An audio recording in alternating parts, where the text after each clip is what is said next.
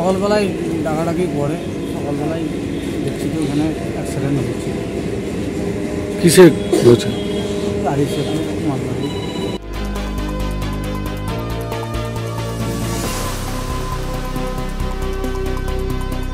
আমাদের তো সন্দেহ হচ্ছে ভোটের আগে একে নিয়ে অনেক ঝামেলা হয়েছিল। আমাদের অত্যন্ত মানে লড়াকু কার্যকর্তা ছিল। এখন কী কারণে ওখানে তার বডিটা পাওয়া গেল, মার্ডার হলো না, মেরে ফেললো না, আত্মহত্যা করলো বলছে এরা, তৃণমূলের লোকেরা বলছে নিয়ে আত্মহত্যা করলো। আমার তো সন্দেহ আছে। আমরা এই বিষয়ে পুরো পূর্ণাঙ্গ তদন্তের দাবি করছি। প্রদীপ খুব ভালো ছেলে ছিল।